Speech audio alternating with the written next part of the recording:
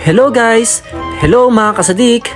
Magandang buhay po sa inyong lahat! Ang sarap-sarap talagang gumising sa umagang kay ganda na gawa ng Panginoon sa ating buhay. Maupo nga po ako saglit.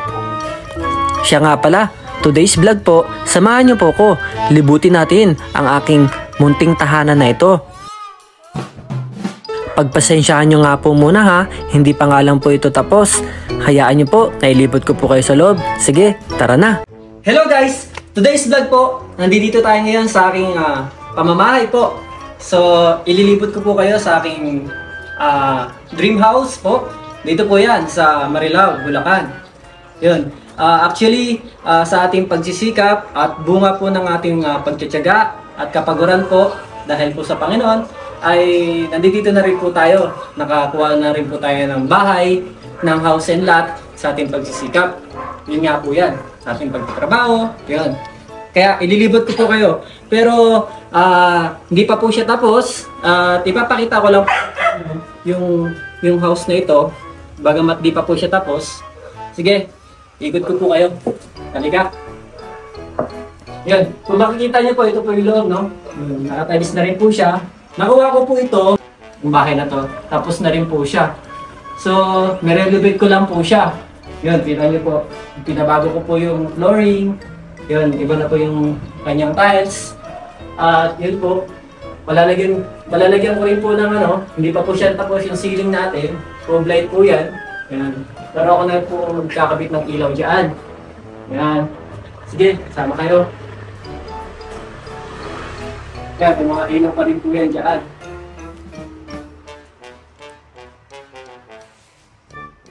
Yan. Yun, dito hindi pa siya naka-ceiling. Yun, lalagyan din natin yan ng ceiling. Yun, ito po yung aking yung kitchen.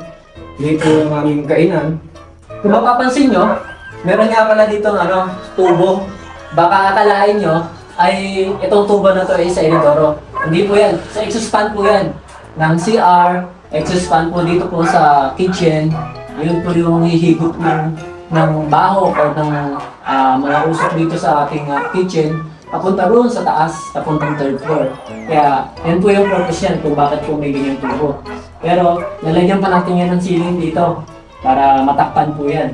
Kaya yun. Sige. Ito po yung CR. Yun. Hindi pa rin po siya tapos, yung CR. Kung makikita niyo po. Yan, akit po tayo sa taas. Sige, pakita natin dun sa taas. Ito po yung aking hagdanan. Ayan. Pinagawa ko rin po siya, pinabago ko na rin po yung ating hagdanan. Ito yung hallway po ng ating dining. Ito po yung ating konting pahingahan po dito. At ito po yung isang room, hindi pa rin po siya tapos. Ayan.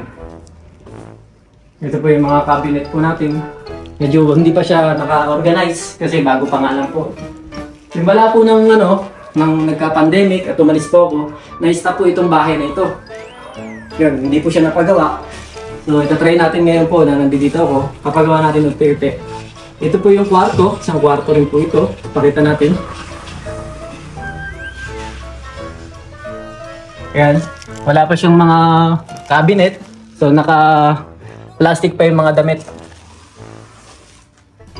Ayan, hindi pa siya organized. Ayan. Ito yung isang master bedroom po. Ayan. Tingnan natin yan. Isang master bedroom. Ayan po yung isang master bedroom po namin. Hindi pa rin siya naka-ceiling. So, lalagyan natin yan ng style. Yan, ito po yun. Yan. Ito naman yung terrace namin. Yan. Yan. Yung terrace. At kung mapapansin niyo po, meron pa siyang third floor, di ba? So, puntaan natin yung third floor doon. Yan, terrace namin. Ito pala yung yung aming yung floor tiles po namin. Yan. Ito po yung pinakabit kong floor tiles. Ayan. Yun, meron din po ditong CR pero hindi pa rin yung tapos.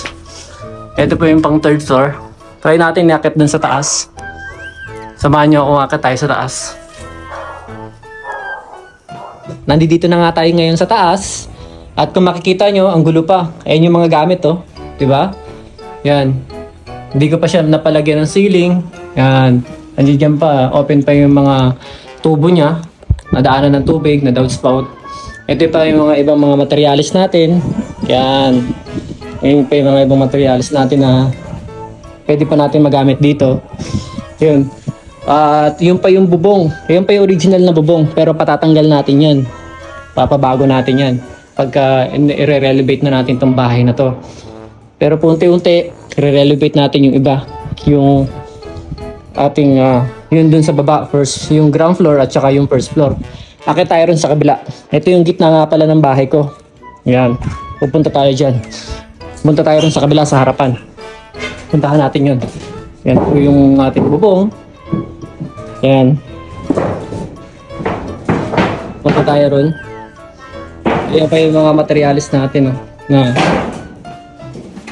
metal paring natin. Punta tayo ron sa harapan. Dito sa harapan. Yan, ito po yung harapan ko. Yan. Kung mapapansin nyo, yan. Ito pa yung harap. Dito na po tayo ngayon sa third floor. Yan. Kung mapapansin nyo guys, yun na, may butas doon kasi may plano ko dito na lalagyan to ng hagdanan. Paikot. Yung hagdanan na paikot. Yan yun. Yan po yung mga kapitbahay natin. Ayan po. Dito na tayo sa third floor yan. At yun po yung aking, yan, yung first floor natin na terrace. Yun. Sige, balik na tayo rin sa kabila, sa baba. Tara, baba tayo. Kung mapapansin nyo po, yung mga display po natin, hindi pa siya nakaangat, hindi pa siya nakalagay dito sa ating pader. Bubutasan po natin yan para mahang po itong ating display. At yung ating wall, pipinturahan din natin, re-repaint natin yan kasi yung ating mga chikiting ay nasulat-sulatan yan, nabulat-sulat po nila. Yun, kung makapansin nyo, di ba? Ang dumi-dumi yung ating wall. Kaya, i-repaint natin yan. Mamasilyahan, i-repaint. At, natuwa po kayo at nag-enjoy po kayo sa tour po dito po sa aking munting tahanan. At gaya po ng sinabi ko, nakuha ko po itong bahay na to ay fully furnished na po. Pero, ni-renovate ko lang po ito. At, pinabago po natin lahat, yung ating flooring, yung mga ceiling, yan. At yung ating likod, pina-extend din po natin yan. Pinasak natin yan, pinalakihan po natin doon sa likod. At yung sa harapan, at pinalawakan po natin para meron po tayong parking. At naman, nag-enjoy po kayo sa panonood na ito. At yun, huwag niyo pong kakalimutan na mag-like, mag-subscribe, at i-click nyo rin po yung notification bell upang lagi po kayo updated sa aking mga videos. At i-share nyo rin po yung video na to para marami pong makapanood. Kaya yun, hanggang dito na lang po. God bless us all!